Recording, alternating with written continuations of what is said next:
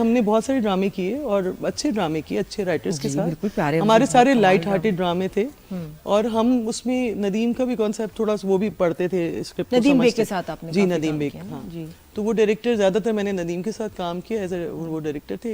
एक मैंने हैदर इमाम रिजवी का सीरियल किया था जो, तो आप एज प्रोड्यूसर साथ काम कर रही थी? उस वक्त मैं एज ए प्रोड्यूसर कर रही थी। असगर नदीम सैयद का प्ले था वो भी बड़ा हाई फाई था, बड़ा जेल वेल में शूट थी वो।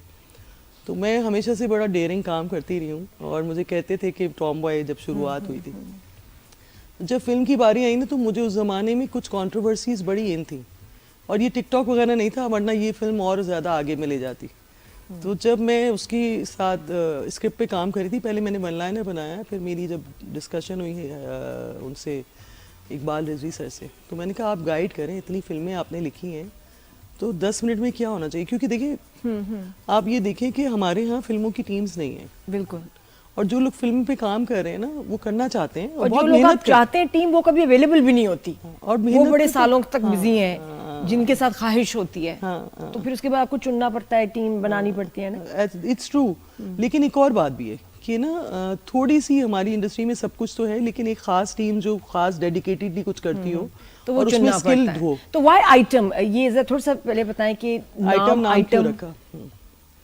क्योंकि एक बहुत मशहूर शख्सियत ने एक काम कहा, एक डिस्कशन शुरू हो गई थी इंटरनेशनली कि जो आइटम सॉन्ग्स होते हैं, वुमेन ऑब्जेक्टिफिकेशन है, एक साहब ने बाकायदा एक बयान दिया, I don't know if I can say on screen, कि जो लड़कियां, जो डायरेक्टर्स आइटम सॉन्ग शूट करते हैं वो पिम्प्स होते हैं और जो लड़कियां करती हैं प्रोस्टिट्यूट्स होते हैं। ये किसने बोला? ये बहुत मशहूर डायरेक्टर है हमारे मुल्क के, सब पता चल जाएगा एक सेकंड में गूगल में। अच्छा। तो मैंने जब ये सुना तो उस दौर में बड़ा चल रहा था एक कंदील बलोच, मीना मलिक बिग बॉस करके आई थी तो वो मुफ्ती के साथ बिठा दिया एक शो में। यानी तुक नहीं बनती ना, आप इस्लाम को मीडिया से दूर रखें। बिल्कुल बिल्कुल। तो आपने ये कहानी आपके दिल के बड़े करीब है, कोई इसमें पर्सनल एक्सपीरियंस, किसी को देखा उसकी कहानी? मेरी लाइफ का एक्सपीरियंस बहुत शोबिज में लग रहा है जैसे ट्रेलर देख के लग रहा है कि शोबिज में जो लड़कियों की एक्सप्लॉयटेशन, उनका इमेज, कितनी मेहनत करेंगी, कितने उनकी स्ट्रगल्स है, लेकिन उनको आइटम कहा जाता है। आइटम सिर्फ औरतों, यानी जो सिर्फ शोबिज की नहीं, एक लड़की जो रोड पे चल रही है वो भी आइटम कहलाती है। अच्छा, वो भी मैंने क्या दिखाया है कि एक आम सी लड़की जब घर से निकलती है तो वो उसको पहले दिन से ही उसको आवाजें कसते हैं, चाहे वो बस में जा रही हो, चाहे वो पैदल जा रही हो, चाहे वो जॉब कर रही हो, तो एवरीबडी ट्राइज ऑन हर, और वो ट्राई करता है। जब वो अगर मान जाए तो चलो, अगर वो वीक हो जरा सी या इमोशनली, क्योंकि लड़कियां थोड़ी सी इमोशनल होती हैं और वो थोड़ी सी वल्नरेबल होती हैं। तो थ्रू आउट उसकी जो है जर्नी में कहाँ कहाँ उसको हरासमेंट हुई, और ये जो आइटम का लफ्ज भी सुनने को मिलता है। अच्छा, तो इनसे बात करते हैं आलिया से, क्योंकि आई एम श्योर कि इतनी फर्स्ट फिल्म तो आपने बहुत ज़्यादा सोचा होगा, बहुत सारे नाम जहन में आए होंगे, एंड यू डिसाइडेड कि आलिया को जो है ये इतना मुश्किल कैरेक्टर करना चाहिए। तो आलिया से शुरू करते हैं। अस्सलाम वालेकुम आलिया, कैसे हैं? वालेकुम सलाम, कैसे हैं आप? आलिया, ये बताओ ये रोल तुम तक कैसे पहुंचा? कफारा में तुम्हें देखा, और भी बड़े ड्रामे चल भी रहे हैं, तो ड्रामा से एकदम फिल्म, ये हाउ डिड दिस हैपन? हुआ ये था कि हम एक ड्रामा कर रहे थे, उसमें हमारे एक एसोसिएट डायरेक्टर थे, उन्होंने मुझे बोला कि आपका जो फेस है ना वो हमेशा बड़ी स्क्रीन का लगता है, तो मेरे दिल से ख्वाहिश है कि आप कोई बड़ी स्क्रीन पे काम करें। तो थोड़ा सा था कि नहीं, मैं नहीं कर सकती, पता नहीं उस तरह की फिल्म मिलेगी नहीं मिलेगी, मैं मेन पे करना चाहती हूँ, मैं कुछ वो नहीं करना, अगर करूँ तो फिर लीड करूँ, हाँ फिल्म करूँ तो फिर कुछ बहुत बड़ा करूँ, वरना मैं ना करूँ। खैर, उन्होंने मेरी मुलाकात हुमा जी से करवाई। जब मेरी इनसे मुलाकात हुई, ये पर्सनली बहुत नाइस इनकी वाइब, और मुझे लगा कि ओके।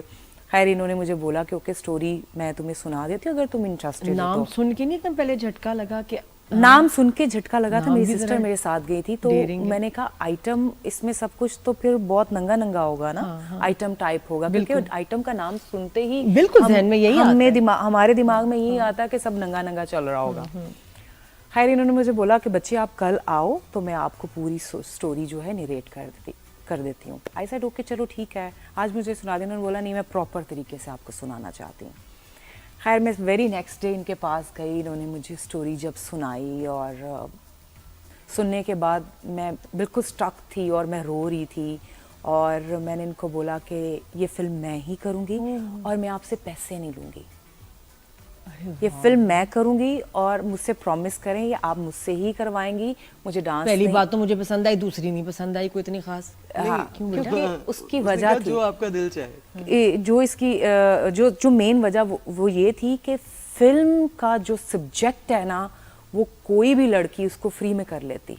इतना अच्छा लगा। इतना अच्छा सब्जेक्ट है हमारी फिल्म का, और इसमें एक्टिंग मार्जिन बहुत ज्यादा था मेरे पास। और कुछ ऐसे सीन्स या कॉस्ट्यूम्स या मोमेंट जहाँ तुम्हें लगा हो कि यार ये बस ये बदल दें, हाँ। या ये मुझे बोल्ड लग रहा है, ये मैं नहीं करूंगी, मैंने I'm नहीं not बोला comfortable। उसकी वजह, हाँ, जब फ्लोर पे सब लोग होते थे ना, जब मैं फ्लोर पे आने वाली होती थी, मेरा थोड़ा बोल्ड ड्रेस होता था, तो हुमा जी अगर ये एक औरत फिल्म ना बना रही होती तो शायद मैं कभी भी ना करती। हाँ, वो उससे कंफर्ट आ जाता है। एग्जैक्टली मैं जब फ्लोर पे आ रही होती थी तो इन्होंने हमेशा माइक में ये बोलना होता था कि आलिया आ रही है, सब अपने फेसेस साइड पे कर लें, हाँ, यानी पूरी रुख बदल लें। ऐसा क्या? ऐसा क्या कि क्योंकि जी, मैं इनको कहती थी कि मैं इतना बोल्ड ड्रेस पहन के सबके सामने परफॉर्म नहीं कर सकती। कैसा बोल रहे हैं वैसे? नहीं, हाँ, वैसे ऐसा जैसे bold है। हमने क्या, मुझे नहीं, ट्रेलर में मतलब नहीं, जैसे जो है- थोड़ी टांगे नजर आ रही हैं या मैंने backless है। जी जी जी, तो होता था कि यार कोई, जाहिर है लड़के हैं देख रहे हैं, मर्द है ना, तो अट्रैक्शन हो ही जाती है, तो मैं कहीं कंफ्यूज ना हो जाऊं, क्योंकि जब हमारा आई होता है ना, कांटेक्ट होता है, तो हम कहीं ना कहीं, औरत की नज़र बड़ी डिफरेंट होती है ना। सही, सही। तो मुझे था कि यार कोई, मैं इनको ये ना बोलूं कि ये मुझे ऐसे देख रहा है या वो मुझे ऐसे देख रहा है, बस मजगी ना हो, तो इसलिए ये उनको बोलती थी कि फेसेस आप लोग दूसरी साइड पे कर लें, तो वो सीन में इतने अच्छे से परफॉर्म कर लेती, कंफर्टेबल हो जाती और थी। वो सीन्स की रिक्वायरमेंट थे, वो ड्रेसेस और वो आई थिंक एग्जैक्टली। और मैंने इस फिल्म में एक दिन भी ये फील नहीं किया कि मैं कोई ड्रामा परफॉर्म कर रही हूँ। और कोई गैर जरूरी डायलॉग या सिचुएशन जी जी जी ऐसे ही बनाई मुझे जा रही है। हर दिन लगता था मैंने ये फिल्म, मैंने ये परफॉर्म नहीं किया, मैंने इस फिल्म को जिया है। मुझे लगता था ये मेरे साथ हो रहा है, क्योंकि देखिए एक्टिंग में कहीं ना कहीं हम लोग उसके अंदर चले जाते हैं, उस कैरेक्टर में चले जाते हैं, और उस दौरान मैं कोई काम भी नहीं कर रही थी, क्योंकि मुझे था मुझे ये फिल्म करनी है, और मैं बहुत स्लिम हो चुकी थी। आपने वेट लॉस भी किया ना इसके लिए? इन्होंने कहा था प्रोड्यूसर ने कि वजन कम मैं करो। फिश डाइट पे थी, और मैं क्या एक्सट्रीम डाइट पे थी, और मुझे होता, अच्छा एक गाने में हमने थोड़ा सा अपने आप को गेन किया और एक में हमने बहुत स्लिम किया। आई थिंक शुरू में जो जी जी जी और बाद में फिर एकदम slim जी। trim। अच्छा, तो कितनी डाइट तो की, कितना मैंने- वजन कम करवाना पड़ा? मतलब कितना बहुत, करवाया? बहुत। कितना, कितने बहुत, केजी हमने मेरे ख्याल में कोई- तुमने 10-12 किलो कर लिया। हाँ। For this film? हालांकि पहले भी यू फाइन, जी, बट ये और कि मैं फिल्म बहुत के लिए स्लिम हो गई थी। अभी तो फिर मैंने 8 किलो फिर गेन कर लिया है, इससे भी 8 किलो कम था, इससे 8 और किलो कम सिर्फ था। फिश खाती थी सारा दिन। फिश मतलब डिफरेंट बहुत चीजें, ज्यादा गर्म पानी, पूरा दिन गर्म पानी। बहुत ज्यादा। गर्म पानी लाए भाई जल्दी, जरा कपना है मेरा। अच्छा, मैंने इस कैरेक्टर को जिया है, मुझे लगता था हर दिन ये मेरे साथ हो रहा है। मैं सम टाइम जब अब्बू के सीन हो रहे हैं या लड़की को छेड़ रहे हैं सब, तो मैं मेरे पे एक अजीब सी कैफियत तारी हो जाती थी कि यार क्यों, जैसे लड़का जाता जाता ऐसे करके जा रहा है, तो उस वक्त एक औरत की कैफियत क्या होगी। एक औरत अगर बस में बैठी हुई है और एक मर्द आके उसको ऐसे ऐसे हाथ लगा रहा है या अपनी टांगे लगाने की कोशिश कर रहा है, तो उस वक्त औरत की क्या कैफियत होगी। तो वो कैफियत मुझ पे तारी रहती थी।